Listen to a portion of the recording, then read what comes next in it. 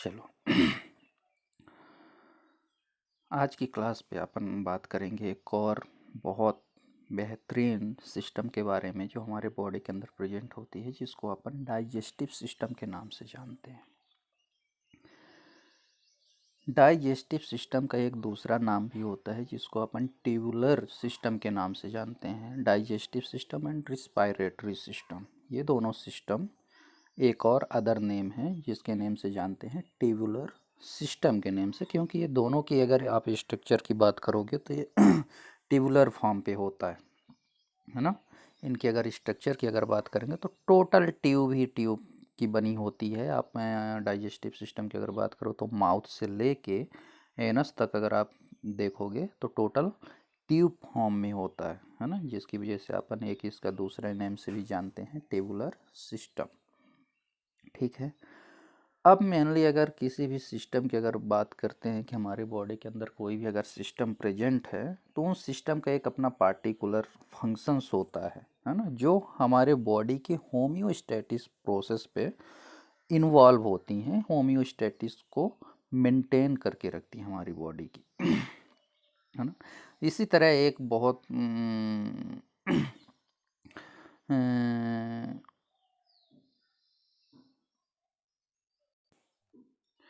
Important system है जो digestive system है, जो हमारे बॉडी के होम्योस्टेटिस में इन्वॉल्व होता है।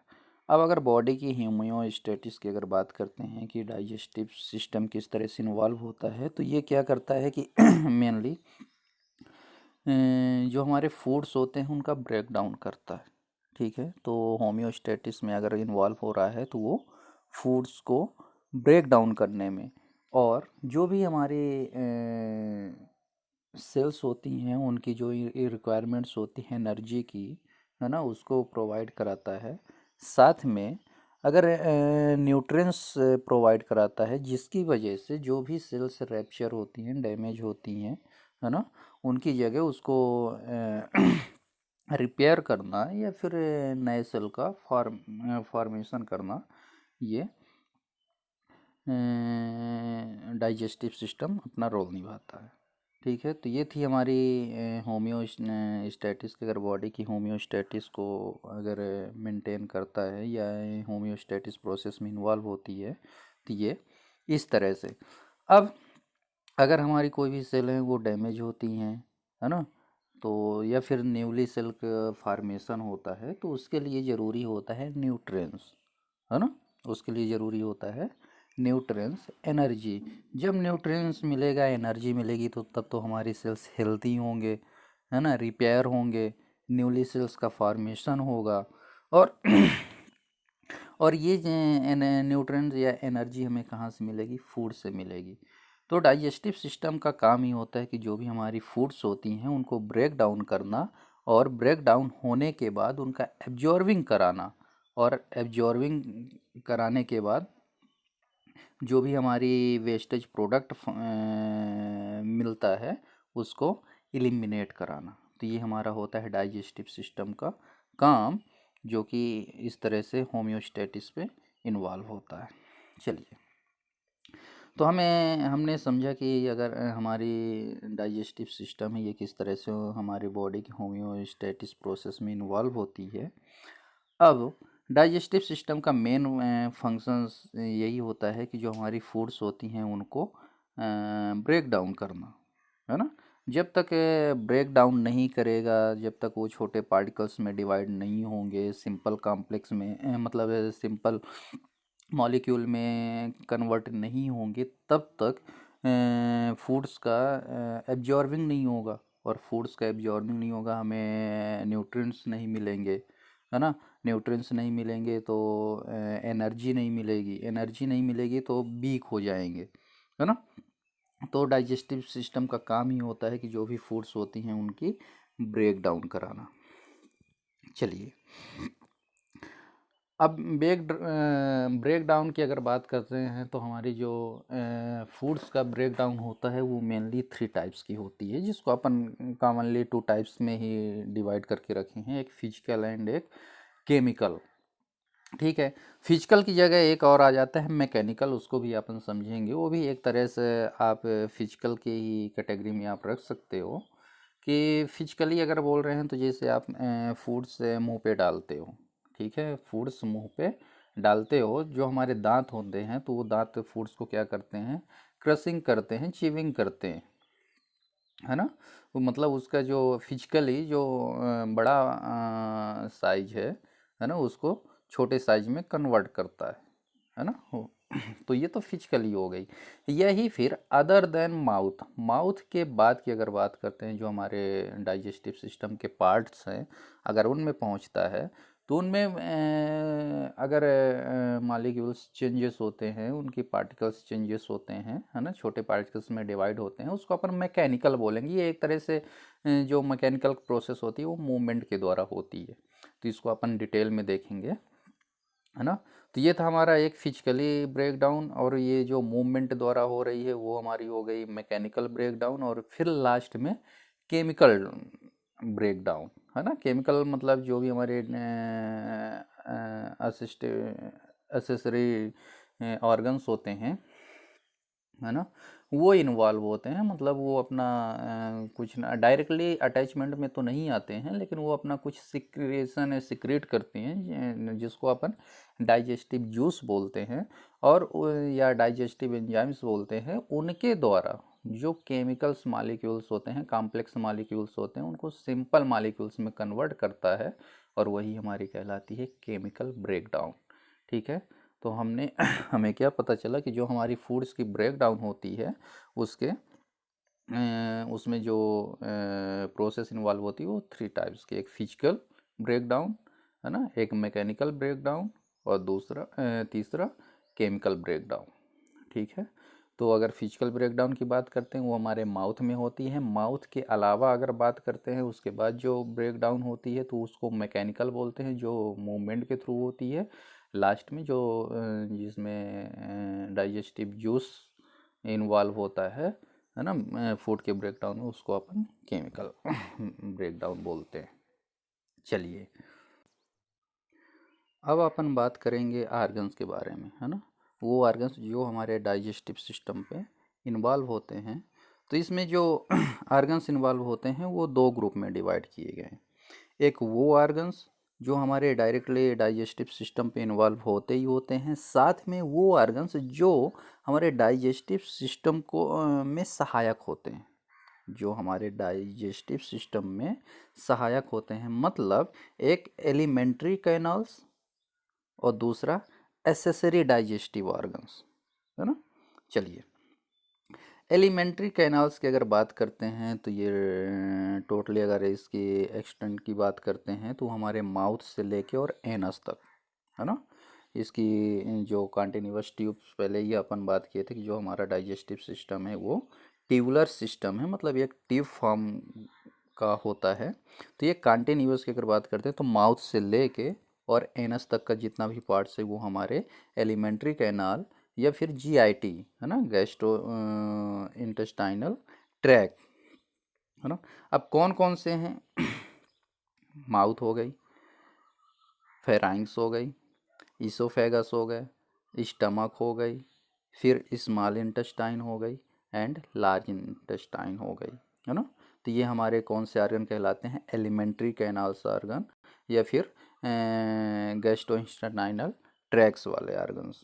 चलिए, इनकी अगर लेंथ की बात करते हैं तो टोटल माउथ से लेके एनस तक की जो लेंथ होती है वो, मतलब पूरे डाइजेस्टिव सिस्टम की जो लेंथ होती है वो 5 to 7 मीटर्स की होती है ना। ये टोटल लेंथ कितनी होती है? 5 to 7 मीटर्स। चलिए, अब इसमें कुछ आर्गन्स मतलब सहायक आर्गन्स है जो हमारे डाइजेस्ट मतलब फूड के डाइजेशन में इन्वॉल्व होते हैं, है ना। कौन कौन से? टीथ, है ना। टीथ जो हमारी जो फूड्स वगैरह होती है उनको ब्रेक डाउन करता है, मतलब फिजिकली ब्रेक डाउन करता है ना। फिर टंग, टंग की अगर बात करते हैं तो ये जो चिविंग करते हैं या फिर फूड्स को सोलैंग करते हैं, इनमें असिस्ट होता है, मतलब इस पे सहायक होती हैं, है ना। तो पहला टीथ हो गई, फिर टंग्स हो गए, फिर जो केमिकल्स का सिक्रेशन करता है, मतलब डाइजेस्टिव जूस का सिक्रेशन करता है ना। सलाइवरी ग्लैंड्स हो गए, लीवर हो गई, गाल ब्लाडर्स हो गए, पेनक्रियाज हो गई, है ना। ये कुछ ना कुछ एंजाइम्स की या लिक्विड या वाटर या आप बोल सकते हो कि जूस का सिक्रेशंस करता है, जिसको अपन डाइजेस्टिव जूस बोलते हैं, है ना। और इनका काम क्या होता है कि जो हमारी फूड्स होती हैं उनको केमिकली ब्रेक डाउन कराना। इनसे जो सिक्रेट होता है वो क्या करता है कि जो हमारी फूड्स होती हैं उनकी केमिकली ब्रेक डाउन कराता है, मतलब जो कॉम्प्लेक्स मॉलिक्यूल्स पे होते हैं उनको सिंपल मॉलिक्यूल्स पे कन्वर्ट कराता है। ठीक है। इनका जो सिक्रेशंस होता है ये डायरेक्टली ब्लड्स पे नहीं होता है, ये डक्ट के थ्रू होता है। और जिनका सिक्रेशन डक्ट के थ्रू होता है तो वो डायरेक्टली ब्लड में एब्जॉर्ब नहीं होते, है ना। तो इनका जो सिक्रेशंस होता है वो डायरेक्टली कैसा होता है, डक्ट के थ्रू होता है। ठीक है। चलिए अब स्ट्रक्चर की बात करते हैं, तो थोड़ा सा स्ट्रक्चर देखते हैं कि कैसा होता है। चलिए समझने की कोशिश करिएगा।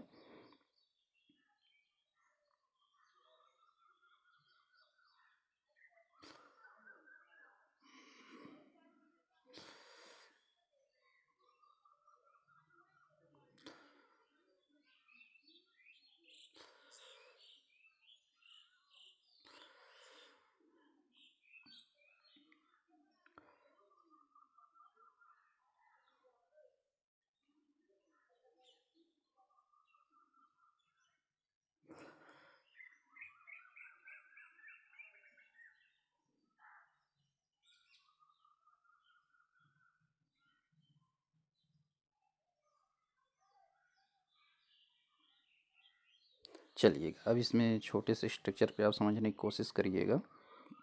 ठीक है। ये जो स्टार्टिंग का है ये हमारा क्या हो गया, माउथ। ठीक है। ये क्या हो गया, माउथ। माउथ के फिर पीछे वाला रीजन की अगर बात करते हैं तो ये हमारा फिर क्या हो गया, फेराइंग्स। फिर फेराइंग्स के बाद वाले रीजन की अगर बात करते हैं तो फिर ये हमारा क्या हो गया, ईसोफेगस। ठीक है। ईसोफेगस के बाद फिर अगर बात करते हैं तो ये हमारा क्या हो गया, स्टमक। ठीक है। स्टमक के बाद फिर बात करते हैं कि अंदर की ये हमारा क्या हो गया, स्मॉल इंटेस्टाइन। फिर बात करते हैं ये बाहर वाली लेयर्स की, जो इसको हम बोलते हैं लार्ज इंटेस्टाइन। फिर लास्ट में इसको फिर अपन क्या बोलते हैं, एनस। तो हमने क्या क्या देखा स्टार्टिंग में कि ये हमारा माउथ है। ठीक है। ये हमारा फेराइंग्स है, ये हमारा इसोफेगस है, ये हमारा स्टमक है। ठीक है। ये स्मॉल इंटेस्टाइन है और ये लार्ज इंटेस्टाइन है, और लास्ट में एनस, जिसके थ्रू वेस्टेज प्रोडक्ट एलिमिनेट होता है। ठीक है। तो ये थे मेरे अपने जीआईटी, है ना। इस पूरे आर्गन को अपन क्या बोलते हैं, जीआईटी या फिर एलिमेंट्री कैनाल, है ना। जीआईटी का full form gastro intestinal tract. इस पूरे आर्गन्स को हम क्या बोलते हैं, गैस्ट्रो इंटेस्टाइनल ट्रैक्ट। ठीक है। चलिए अब अपन बात करेंगे कि डाइजेस्टिव सिस्टम के फंक्शंस के बारे में। तो मेनली जो डाइजेस्टिव सिस्टम का फंक्शंस होता है वो 6 टाइप्स का होता है। कौन कौन से, फर्स्ट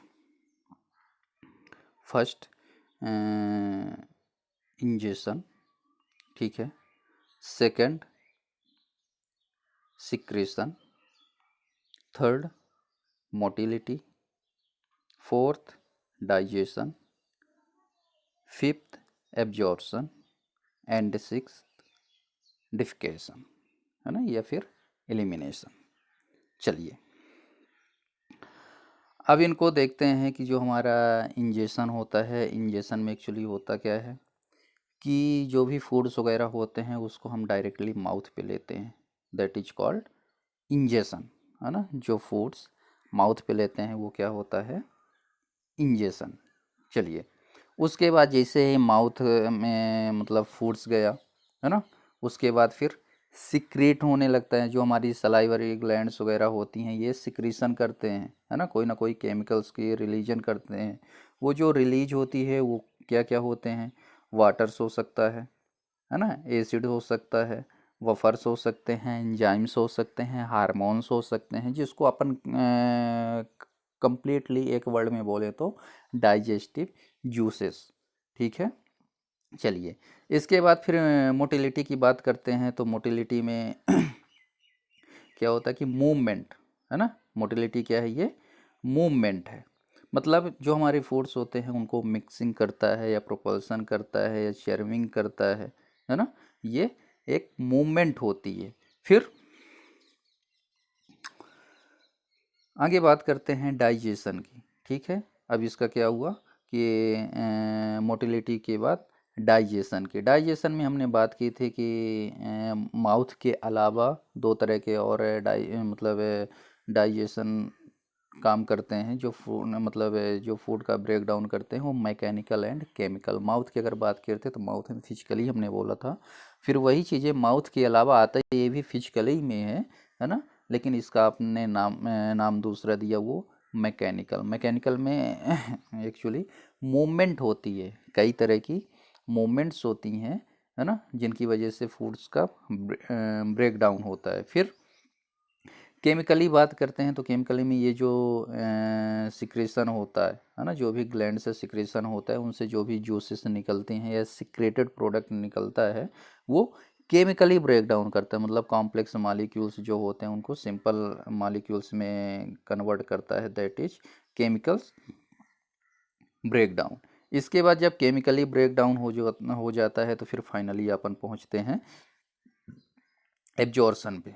फाइनली अपन पहुंचते हैं एब्जॉर्शन पे। एब्जॉर्शन का मतलब होता है कि जो भी हमारी जीआईटी ट्रैक होती है, एलिमेंट्री कैनाल होता है, वहाँ से फूड अगर हमारे सिस्टमिक सर्कुलेशन में मतलब ब्लड में पहुँचता है तो हम उसको बोलते हैं कि ये इस फूड्स का क्या हो गया, एब्जॉर्शन। एब्जॉर्शन होने के बाद जो भी हमारी वेस्टेज प्रोडक्ट बचता है ना, उसको फिर क्या करना होता है कि हमारी जो एलिमेंट्री कैनाल है उससे बाहर निकालना होता है थ्रू द एनस, है ना, एनस के थ्रू हमारी बॉडी से डाइजेस्टेड प्रोडक्ट जो होता है वो बाहर निकल जाता है। ठीक है, तो इस तरह से जो हमारा डाइजेशन है वो 6 तरह से काम करता है ना। एक होता है इंजेशन, ठीक है, ये इंजेशन। फिर सिक्रेशन, हमने फूड को माउथ में लिया, जैसे ही फूड को माउथ में लिया हमारा जो भी डाइजेस्टिव जूस है वो सिक्रेट होना स्टार्ट हो जाता है। उसके बाद फिर मोटिलिटी, मतलब फूड की मूवमेंट स्टार्ट हो जाती है। ठीक है, उसको मिक्सिंग करना, प्रोपल्सन करना, फिर उसको चर्निंग करना, है ना। मतलब जो फूड्स होता है उसको अपन स्टमक की ओर मूवमेंट कराते हैं। फिर डाइजेशन की बात करते हैं तो डाइजेशन भी स्टार्ट हो जाता है जैसे ही फूड हमारे स्टमक में पहुंचता है। तो दो तरह से डाइजेशन स्टार्ट हो जाता है, मैकेनिकल एंड केमिकल। ठीक है, इसके बाद फिर बात करते हैं कि जब केमिकल डाइजेशन हो जाता है फाइनली, उसके बाद फिर जो हमारी फूड्स होती हैं, फूड्स का क्या होता है, एब्जॉर्सन। ठीक है, एब्जॉर्सन के बाद फिर जो डाइजेस्टेड प्रोडक्ट बचता है ना, मतलब डाइजेशन होने के बाद जो प्रोडक्ट बचता है उसको फिर क्या करना होता है कि जो हमारी बॉडी है, बॉडी से बाहर निकालना होता है एनस के थ्रू, है ना, तो उसको अपन बोलते हैं डिफिकेशन। चलिए अब इसको अपन समझते हैं, ये जो नीचे डायग्राम बना हुआ है ना, ये डायग्राम बना हुआ है, इसके थ्रू अपन इस फंक्शंस को समझते हैं। चलिए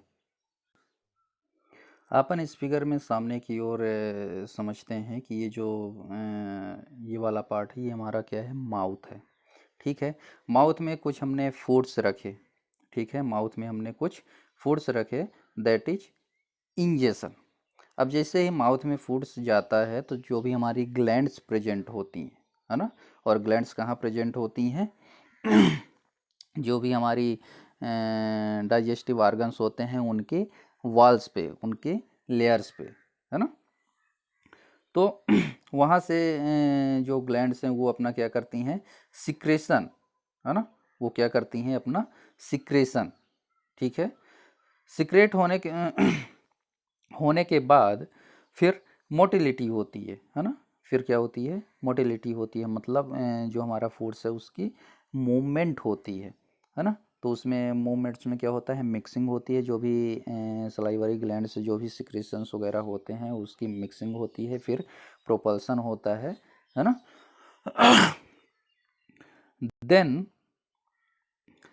देन जो भी हमारी मतलब अगर टीथ की बात करते हैं माउथ में, कि जो भी हमारी फूड्स होती हैं उनको फिजिकली ब्रेक डाउन कराता है, उनका क्या कराता है, फिजिकली ब्रेक डाउन कराता है, मतलब बड़े मालिक्यूल से वो छोटे मालिक्यूल्स में कन्वर्ट करता है ये, ठीक है। और उसके बाद जो भी डाइजेस्टिव ग्लैंड से सिक्रीट होती हैं, साथ में केमिकल्स ब्रेक डाउन कराता है, ठीक है।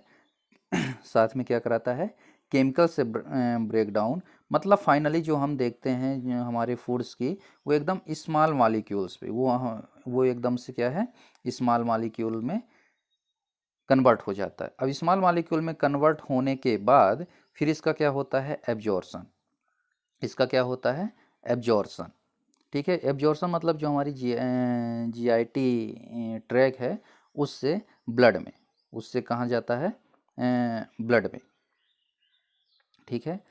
अगर स्मॉल मॉलिक्यूल्स जीआईटी ट्रैक से ब्लड में पहुंच जाता है उसको हम बोलते हैं एब्जॉर्शन। अब ब्लड में पहुंचने के बाद जो वेस्टेज प्रोडक्ट है, ये देखिए जो वेस्टेज प्रोडक्ट है वो फीसिस के फॉर्म में, किस फॉर्म में, फीसिस के फॉर्म में, एनस के थ्रू, फीसिस के फॉर्म में एनस के थ्रू बाहर निकल जाता है ना, जीआईटी ट्रैक से बाहर निकल जाता है या हमारी बॉडी से बाहर निकल जाता है, जिसको हम क्या बोलते हैं, डिफिकेशन। तो हमने क्या देखा इस डायग्राम के थ्रू कि पहले फूड है, ठीक है, पहले फूड कहाँ गया, माउथ में, अगर माउथ में गया है तो उसको अपन क्या बोलते हैं, इंजेशन। और माउथ में पहुँचते ही जो ग्लैंड्स होती हैं, डाइजेस्टिव ग्लैंड्स जो होती हैं वो अपना काम करना स्टार्ट कर देती हैं, सिक्रेट करती हैं, वो माउथ में फूड्स का क्या होता है, फिजिकली ब्रेक डाउन होता है, साथ में जो सलाइवरी सिक्रेशंस होते हैं, है ना, वो मिक्सिंग होती है फूड्स के साथ, उसका प्रोपल्सन होता है, और देन वो लार्ज मालिक्यूल से स्मॉल मालिक्यूल में कन्वर्ट होता है ना, फिजिकली, मैकेनिकली एंड केमिकली, है ना, तीनों फॉर्म में। फिर जब स्मॉल मालिक्यूल में कन्वर्ट हो जाता है तो फिर ये फाइनली एब्जॉर्ब होता है, जीआईटी से ब्लड में पहुंचता है, जीआईटी से ब्लड में पहुंचता है। और जो हमारा वेस्टेज प्रोडक्ट होता है, जो हमारा वेस्टेज प्रोडक्ट होता है वो एनस के थ्रू एक्सक्रीट हो जाता है, एनस के थ्रू वो एक्सक्रीट हो जाता है। तो ये था हमारा फंक्शंस ऑफ डाइजेस्टिव सिस्टम। अब नेक्स्ट लेक्चर पे अपन बात करेंगे कि जो हमारा डाइजेस्टिव सिस्टम है इसके कितने लेयर्स होते हैं, है ना। तो डिटेल में हम इसके लेयर्स के बारे में बात करेंगे।